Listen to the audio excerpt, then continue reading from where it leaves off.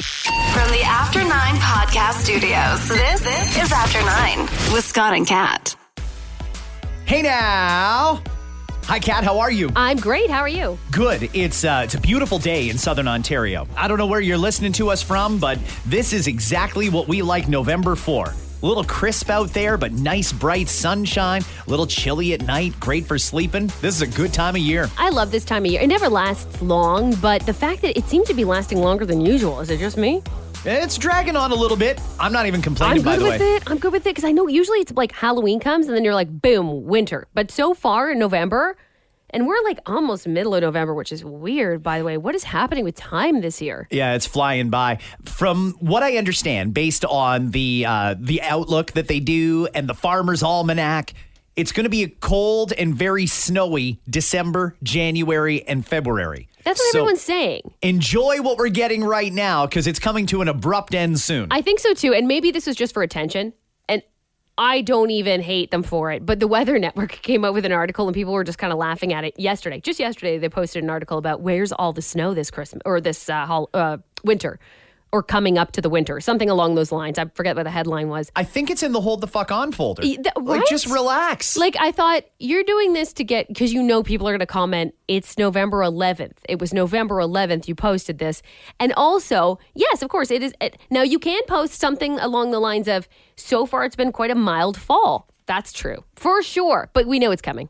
Of course it is. It happens every year. And we can draw our own conclusions, I guess, from is it later, is it sooner, is it more rain or less rain, more snow or less snow? I really don't think it matters. We're going to get the winter. It's coming. We know it is. And we're going to be cursing it every single day that it does. I know you're a big fan of Kevin O'Leary, Mr. Wonderful. I do like Kevin O'Leary, yeah. He did an interview the other day, and I didn't get a chance to play it for you yesterday in the pod, so I'm going to play a little bit of it now. It's 2 minutes of him talking about the state of North America right now, because I don't think there's any surprise. He was a Trump supporter, and he does not like our current prime minister. He goes really aggressive in this one. Listen to this. Trudeau is now a mouse in the kitchen running around. You see them just under your cabinetry. His own cabinet has a broom, and they're trying to get him. They're going to get him. They're going to get that little mouse pretty soon, and it's going to be great because it's going to open up Canada to bring back to international investing. I am very excited about investing in Canada again. I haven't touched it in 8 years. Trudeau's the worst manager in history of Canada. I've said that countless times. It's the end game now. It's very important that we get rid of him soon. But I think Canada is in a great position right now because we need energy in North America, and we have it. We need data centers. Canada can lead in AI. We need to get rid of Trudeau. I thank him for his service, and it's time to move on. I mean, they're going to get the mouse. I don't care if they put a goat in running Canada. It's better than what we got right now. I'm happy to put a goat in Parliament, and we just listen to that goat nay, yes or no. It's better than what we have right now. Trudeau has killed Canada. The amount of capital that has left Canada in the last 8.5 years, the GDP per capita, the collapse of investment in Canada, it's all on him. He owns it.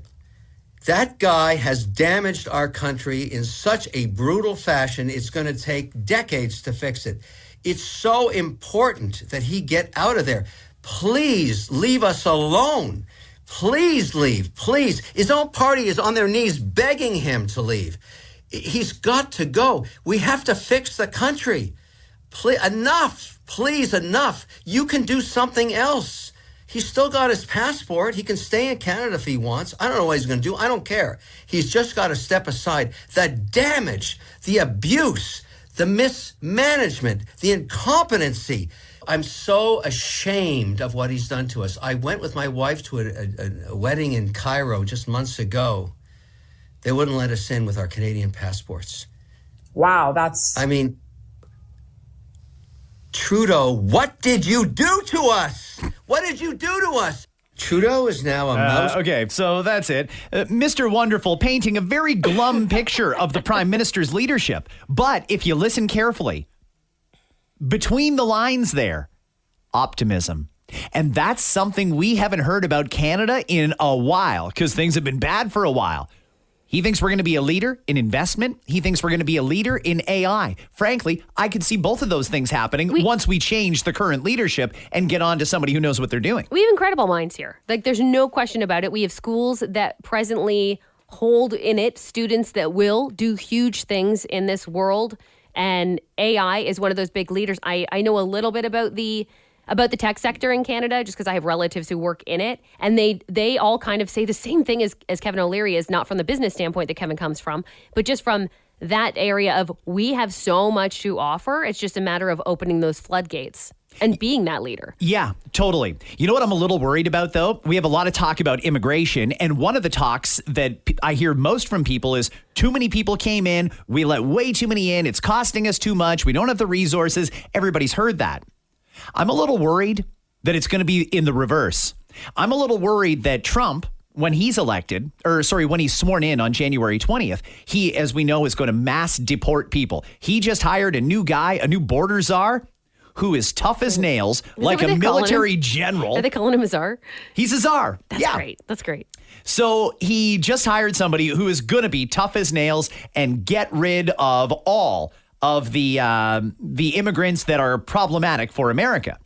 But they still need to keep their population up, too. They still need immigration. If I'm Donald Trump thinking, okay, we're going to kick out all the people who snuck in illegally, but then we still need to bring people, I'm looking squarely at Canada. I'm looking at these factories that we call universities that are cranking out brilliant minds in AI and the tech sector and the banking sectors and so on and so forth.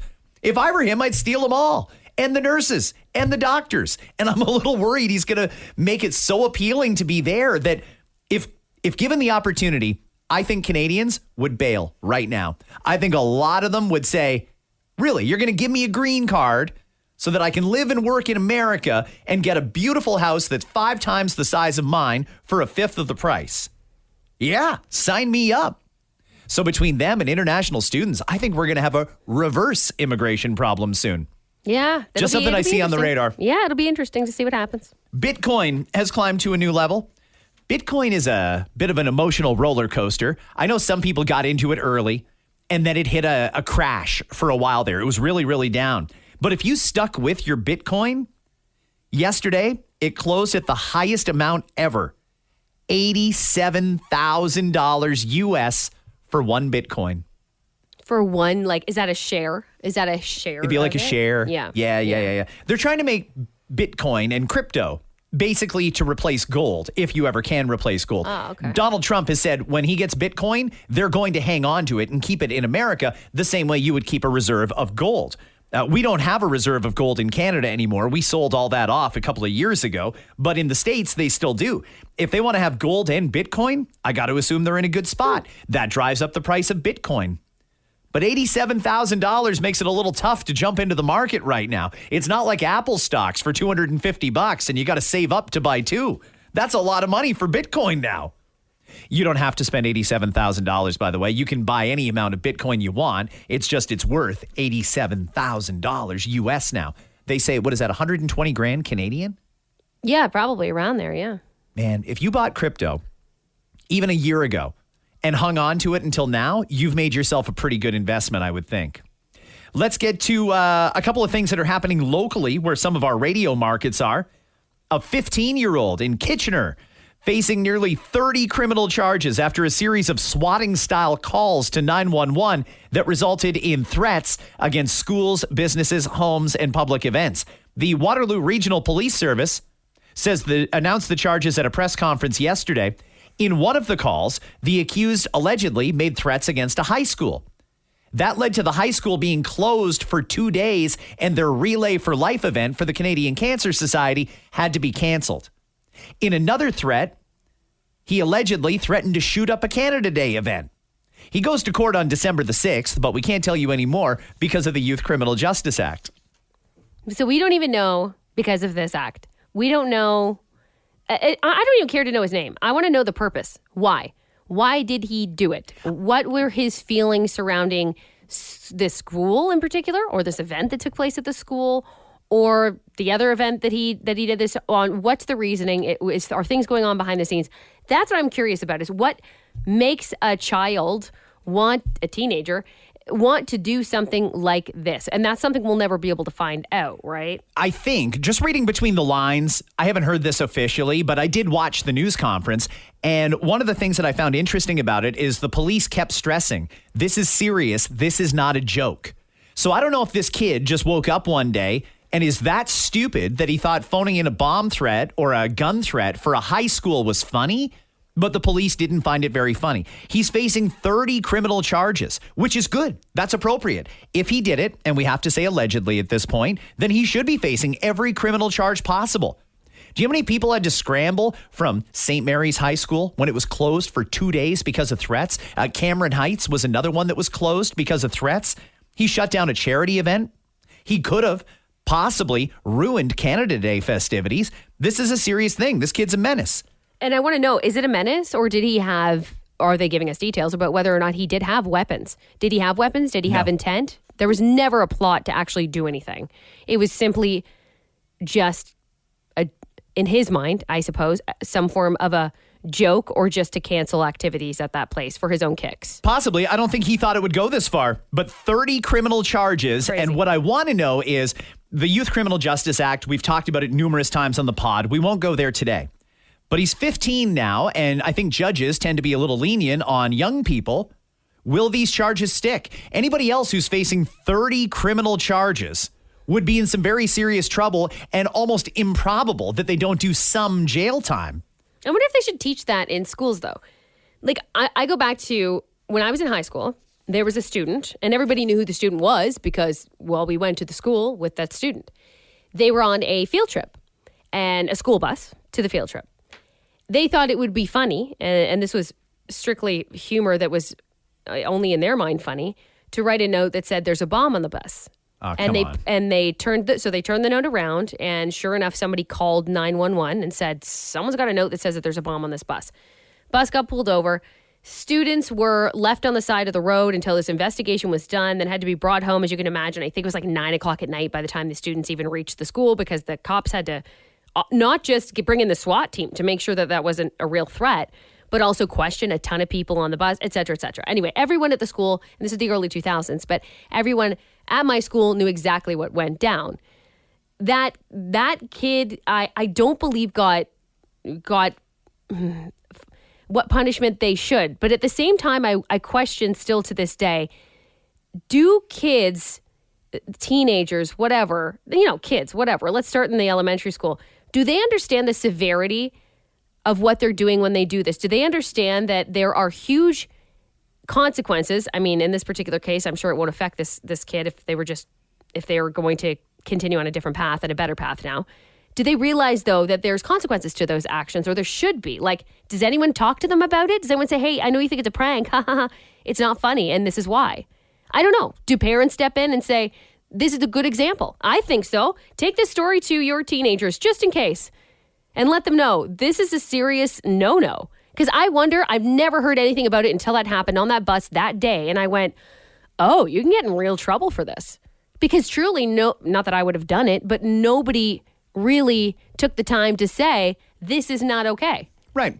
Yeah, in this case, he was looking for a police reaction. He wanted the cops to show up, and maybe he didn't want to write an exam, or he wanted to get somebody out of class or something. I don't know why he did it. And maybe we'll find that out in the court process. I'm just concerned that the courts are not going to go strong enough on this kid. You got to send a message. 30 criminal charges against a 15-year-old is serious. Like one incident, I understand.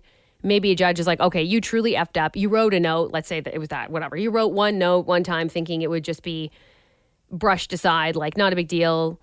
But this is obviously multiple incidents, and something has to be done about it. I hate to say it because it's contrary to everything I've always believed. I do believe in second chances for young people, and I don't believe that they should be saddled for life with a criminal record because they did something dumb. But something dumb is stealing a hoodie from Walmart, or leaving Dollarama with a chocolate bar you didn't pay for. Phoning in a 911 threat of gun violence at a high school that results in the school being shut down for 2 days, we don't forgive that. Doesn't matter if you made a mistake. You know, I can even understand the scenarios that happen at the airport. Every now and again, you'll get somebody who's probably drunk or just nervous or bad at conversation who will make an inappropriate joke about a BOMB. I don't even want to say it because it'll flag it because it automatically listens to our pod and flags stuff like that. So I'm not going to say the actual word, but you know what I mean. They meant it as a joke. Somebody takes it too seriously. Before you know, the plane's getting evacuated. They end up in jail. I think that it depends on the circumstance. In this case, there's no doubt what this kid was trying to do, as far as I can tell, and I think they need to punish him. I'm just worried that it won't work out that way and it won't send a strong enough message. Hopefully, the courts will prove me wrong and make sure justice is done. You know how many scared parents were racing to those schools to pick up their kids when they heard it got shut down because of a gun threat? Yeah, like I said, we have to make sure that people are aware, and I don't know where it goes in the school. Does the schools teach that? Do schools say, hey, just so you know, these are the basics. You can't do that. But I truly mean that. Like I think there's some kids who don't realize how serious that is. Maybe. We have the postal workers getting ready to go out on strike. CUP W, the Canadian Union of Postal Workers, has issued a 72-hour strike notice. Damn it. I really liked how they did this. You know, they agreed, the union and the employer. We are not going to lock you out. You are not going to give us the 72 hours notice. We are going to try and work this out. And as long as we're making some progress every time we meet, we will not talk about lockouts or strikes. That was great. I really thought they were going to work it out. And maybe they still will. Maybe the threat of a strike is what it's going to take to resolve this. But it looks like the postal workers are going out on strike. Then we're all going to have to ask ourselves, after a couple of days of them being on strike, did you even notice Canada Post was on strike? Because I don't think most people would. Probably majority of people might not that don't use it. Yeah, I've already taken action myself personally because of it. If I have clients in the States, some of them still mail snail mail, like checks. I know. So for me, I've already switched everything over or put a pause on it because I can't trust it. But it's going to be an inconvenience for a lot of business. Again, I'm going to highlight and bold because you're right. The average everyday person may not be impacted. But they're doing it on purpose right before Christmas season where people do like to hand out those Christmas cards. The people who don't use it all the time, all year long, do use it this time of year. So that will impact them. It's a perfect time of year for them to go on strike because people will take note. But I'm telling you, businesses will lose money or have had to make other choices. The problem with this, though, is you're kind of shooting yourself in the foot.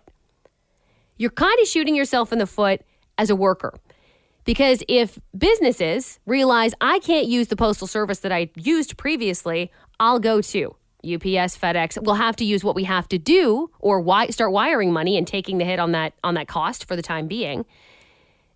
Will they get used to it? Yeah. Will they get used to it and will they go back to what they had done, which was using Canada Post? I don't think Canada Post will ever go away. Not at all. But I'm wondering if some clientele will venture elsewhere because they will have to if this strike happens. And that's the risk that Canada Post runs by letting the strike drag on, is people discover that there are other alternatives. Whether or not it has an impact on their business long term, I guess it remains to be seen. Either way, I would like for them to get this worked out. We've got way too many issues going on here with strikes. We've got the Port of Montreal and the Port of Vancouver.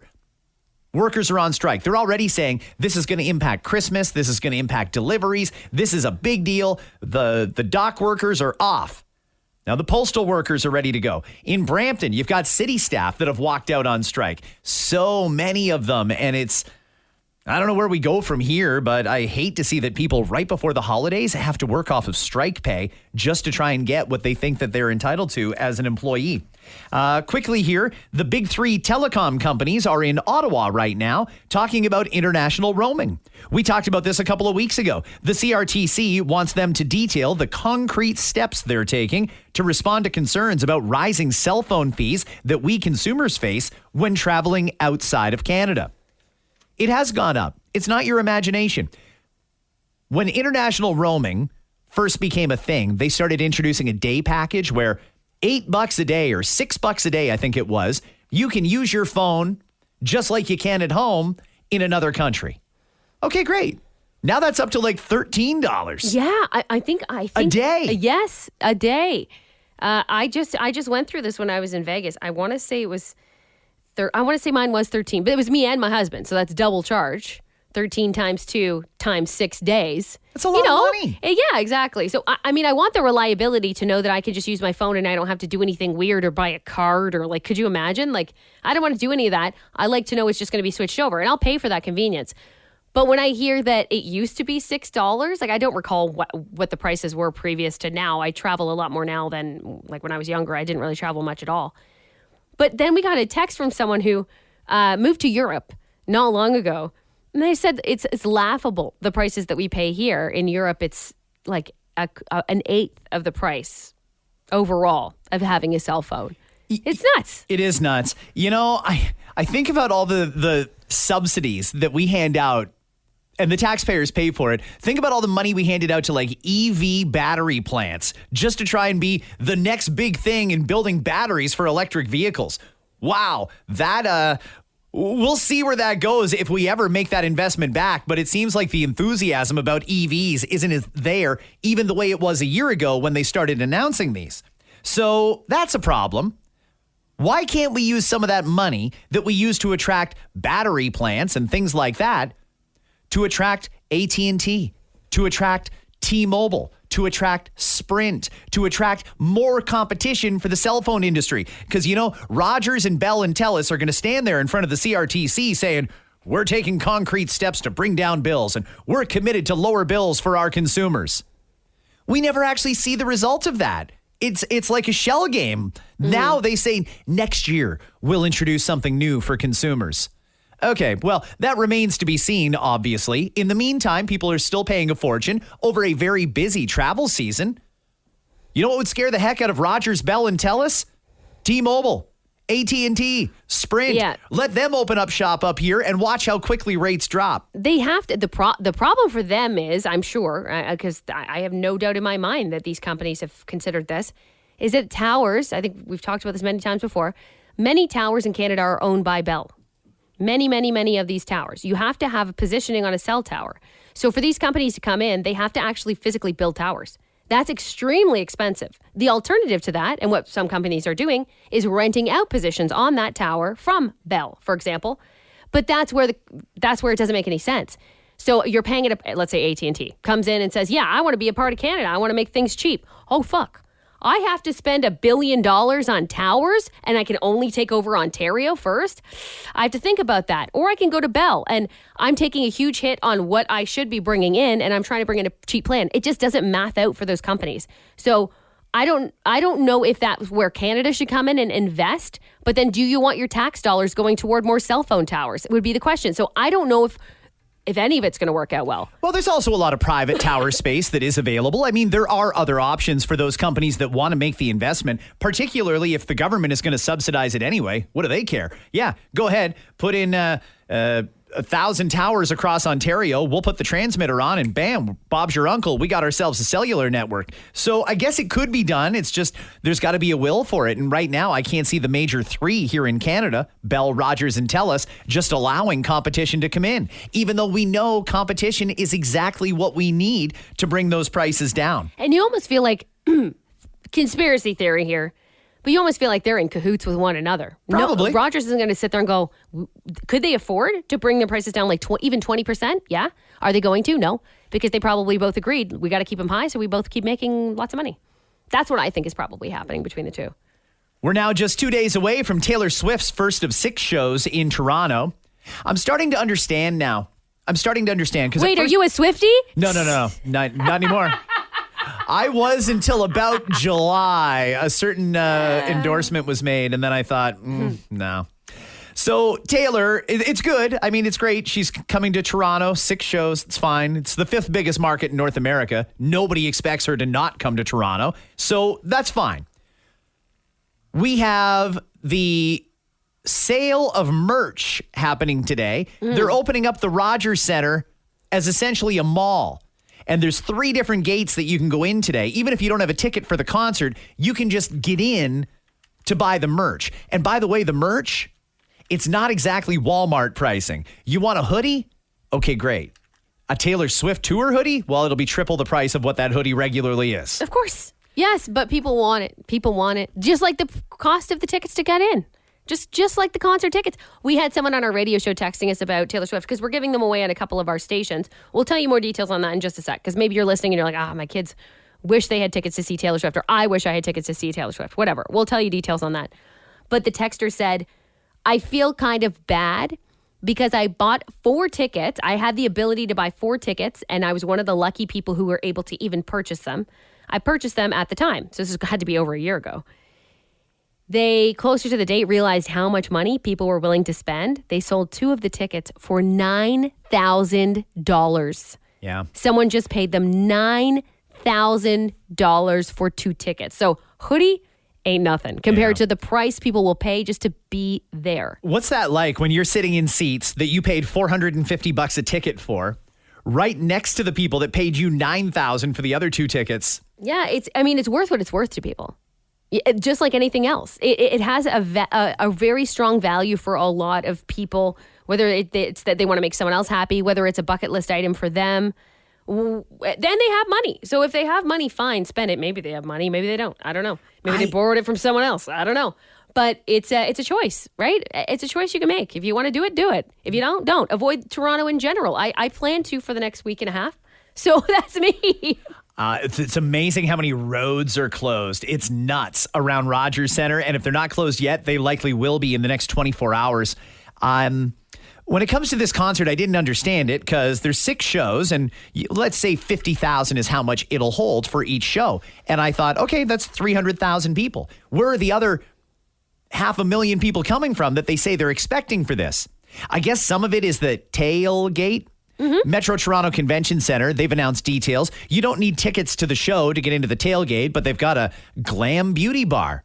How long do you figure the lineup is for that? I don't think you're just dropping by and getting your makeup done before the show. It's going to take hours to get through that. For sure, but I think people who are there have time is the thing, right? They're there all day long, and the show doesn't start until whenever the doors open, 7, 6. I don't even know when they open, right? One thing I will say about Taylor's tour is she does know, apparently, that there's a lot of families and younger kids that are fans of hers. These shows end early. I think she's on at like 8 p.m. That's good. Usually you got to wait till like 9:30 for a headliner these days. She's not like that. And I believe she's pretty good with the fact that she's not late. She doesn't show up late. If she's supposed to be on the stage, she'll be on the stage and she'll make it happen. Well, part of the reason I wanted to talk about Taylor and the Eras Tour is this just came across our desk today. 80% of us, 8 in 10, have left a concert or sporting event early just to avoid traffic. Mm-hmm. And when you're sitting there at that Taylor Swift show and she's gone through 3 eras and there's like 2 more eras to go and you're thinking, Jesus, if I don't get out of here now, I'm not going to be home until 3 o'clock in the morning because there's at least, I guess it would average out to about 100,000 people per show trying to get out of there. And I haven't even looked to see if there's Leafs and Raptors games on those nights either. But yeah, there are other shows happening. There are other events happening too. Somebody actually messaged us that has tickets to something. There's sporting events. There's all kinds. Okay, so knowing what a holy disaster it's going to be, would you leave early, skip the Taylor Encore even, or skip one of the eras to try and make a train and get out of there earlier? I don't think anyone would be who's a Taylor Swift fan will. I think it's going to be less likely. There might be people there, and good for them if they just stumbled upon tickets or happen to go and don't really care and leave early. I leave everything early. I love leaving things early if it's in Toronto specifically. 80% have left an event early to avoid the traffic. And Toronto has some of the worst traffic in the world. A third of those people said they regretted it because they missed a big encore or they didn't see their team do a big comeback win. Mm-hmm. Yeah, the regret would suck, right? What if you leave early and then you find out, crap, this is the show that she brought Jason Kelce out for, or Travis Kelce, whichever Kelce she's dating. You got to roll the dice. I mean, I've left sporting events early, and they were ones that did matter. And I thought, yeah, I'm willing to take the chance and save myself an hour going home if I leave right now, because I know how crappy it is to leave, whether it's Scotiabank Arena, Rogers Centre, any number of venues in Toronto. By the time you get to your car, if you drove, or get to the GO station or whatever it is, it's a roll of the dice. But I don't think many people are going to do it for Taylor Swift. I think you've waited so long. Likely you're a huge fan or you're with someone, you're accompanying someone who's a massive fan. You're not leaving it early. 74% say they would go to more events if they knew traffic wouldn't be such a nightmare. We all know certain shows, it's no point. If you do not have Taylor Swift tickets, I feel bad for people that have got tickets for like the fucking Lion King or something like that. You're just going down to do your regular show and you're going to get caught up in an absolute wave of people. And it's not usually like that. I would probably say no to just about anything in Toronto when there's a big event like this going on. Even north of Toronto, it's going to spread out a little bit. Coldplay just announced 2 more shows for the stadium that isn't even built yet. And that's this coming July. Man, they can get a stadium built quick if they want to, right? Yeah, they can. Maybe we should let Live Nation solve the housing crisis in Canada if they can build an entire 50,000 person stadium in just a few months. Build houses, by the way, houses. The Taylor Swift concert, real quick, we'll tell you 2 of the stations that we're on, Energy 95.3 and 91.5 The Beat. In the afternoons, it'll be sometime after 2 o'clock, likely even after 3 o'clock, but start listening after 2 o'clock. You have to hear a Taylor Swift song in full, not cut off. And yes, there are some songs that we cut off on purpose just to trick you and mess with you. You text ERAs to the station phone numbers. So go to the Energy 95.3 website, go to the 91.5 The Beat website, find out those station numbers, text the word ERAs when you hear a Taylor Swift song in full in the afternoons all week. And then you could be qualified. If you're qualified, they'll give you more details. But basically what will happen is someone will get a phone call. We'll start with one person and go from there, see what we have to do. And in the afternoon, you have to say something specific if they call you. But you'll know you're qualified if you are in for it. So be listening for that. We need to do something with Dave at some point on a future upcoming After 9 Friday episode when Dave is on. A British YouTube star just broke a Guinness World Record for being able to identify the most WWE wrestler theme songs in 1 minute. Ooh, I like that. His name is Ross. He reviews wrestling shows for YouTube. He said it was a dream come true to put his expertise to the test. He identified 20 wrestlers by their entrance music in 60 seconds. That's a theme song, ID the wrestler, every 3 seconds. That's impressive. That's very impressive. I wonder if Dave could beat him, though. Is that what you're wondering? I'm wondering if Dave could, because Dave has been a hardcore fan since he was a kid. He would be up for a challenge if we set that up. Maybe like next Friday or something. Maybe we'll set something up for the next little bit, and maybe next Friday we'll get him in here and quiz him. Right. One of the debates that we've been having off and on for years on the pod and on the Scott and Kat radio show involves this topic, Kat. A Massachusetts woman is out of luck, and her engagement ring must be given back after the Massachusetts High Court ruled in favor of her now ex-fiance. The Massachusetts Supreme Court Judicial Court decided the woman has to give back the $70,000 engagement ring that she was given, ruling that a broken engagement means the engagement ring must be returned to the buyer, no matter who initiated the breakup. So he could propose to her. If for any reason the marriage doesn't happen, now the court says she has to give the ring back. Will that be the case for everyone there specifically? Did they kind of rule that that's it? Or if you take someone to court, that'll be the likely event, considering this is now in history books as being the ruling? Yeah, it's a precedent. Yeah. So, I mean, judges have to follow precedent unless there's some extenuating circumstance. But there's more to this, though. So if they've ruled that once there's an engagement, and it's an engagement when you give a ring to seal the engagement, you've engaged the other person.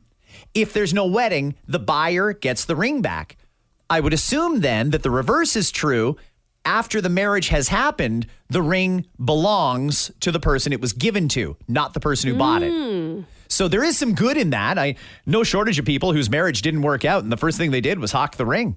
No shortage of opinions on that, though, Oh right? my God. I mean, it's kind of one of those topics that I've heard people make really good arguments for both sides of it. Me and too. I think, I don't even know where I stand on that. I think it's very circumstantial.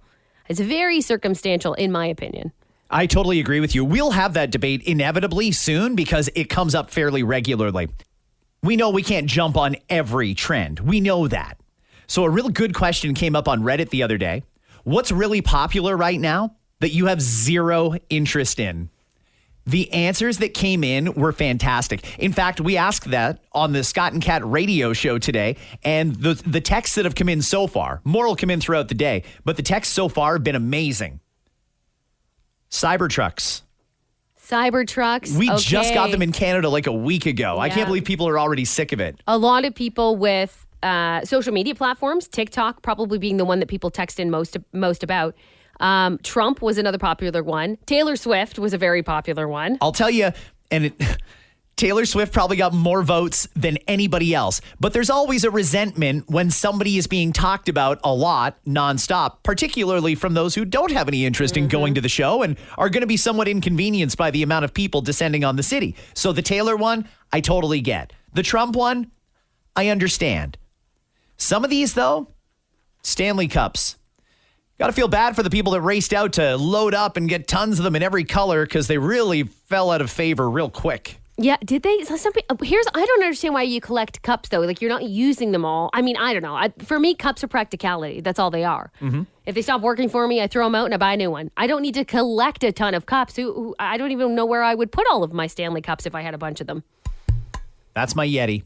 I go everywhere with a Yeti. I go to a doctor's appointment. My coffee comes with me. I drive somewhere. It comes with me. I do an event. My coffee comes with me. I've always got a mug. I just never got into the Stanley side because I feel like Yeti is just so damn good at keeping things hot. So I do understand that one. Fillers, Botox, plastic surgery. Yeah. Something popular that they have zero interest in. That came up a decent amount. It did come up a decent amount. Another person with reality TV. That doesn't surprise me. Oh, well, because they're getting so stupid. They are dumb. You know, it was one thing when we put 30 people on an island for 30 days and one person got eliminated every day and you had to watch them survive. That was the original reality TV and it was fine. Cops was also an original reality TV show. But now I don't know that anybody believes they're real. No, I don't think so. I don't think there are many out there that are at least not manipulated slightly. Maybe not completely scripted, but manipulated to be like, okay, you come in and you're late for something and I'm mad at you. Okay, go. You know what I mean? Like they're definitely doing that kind of stuff in all these shows. And I'm talking about pretty much everything that you'll find on TLC. Like 90 Day Fiance, my Kardashians is another one. But you 600-pound life, hoarders. Like, come on, all that enough's stuff. enough. All of it. And then sometimes, I mean, you feel bad for them, but that's a topic for another day. I hate it when I get duped into these shows. Like for a while there, I was really into Storage Wars. And I thought, wow, it's amazing how many people just abandon their shit in a storage locker. Just leave it. And then I found out most of them are stocked. You know, maybe it was an abandoned locker, but the producers will go and put some weird artifact in there and it's all staged. It's very staged. I know. And then once you learned about it, you were like disappointed. Yeah, like I fell for that. And then I felt stupid because of it. Other things that we are sick of or things that are very popular that we're not into. Pickleball. Oh, you know what? I have friends who went to go play pickleball with their kid and everything and said it was the best and we have to go. And they've been bugging us to play, but I haven't played it yet. I haven't either. It seems to be a couples thing. People keep inviting my girlfriend and I to go and play pickleball against them and their wife. It's a weird one for me. I didn't know that nobody else invites the two of us to go play softball or to go and play football or something like that. Ozempic, vaping, broccoli haircuts. Like every teenage boy these days. Oh my gosh. I saw I have to tell you the funniest video I saw real quick on this. It was just like, it was a llama eating, but there was like hay all around the llama. And then the llama lifted up and looked at the camera and it had that broccoli hair. And it was like every teenage and early 20s boy right now. And it looked exactly like it. Okay, that's all we're going to do for today, everybody. Have a great one. Enjoy this weather. We've got more After 9 coming this week. In the meantime, if you want to reach out to us about this or anything else, our DMs are open at Voice of Cat. That's Cat with a K. Or at Scott Fox on air. Or you can text us anytime at 1-833-915-7469. Have a great day. Bye, friends. Walmart is testing new technology that allows workers to remotely unlock anti-shoplifting displays, while CVS is just giving every customer a brick. After Leonardo DiCaprio held a 50th birthday party over the weekend in Los Angeles, also turning 50, his last two girlfriends combined.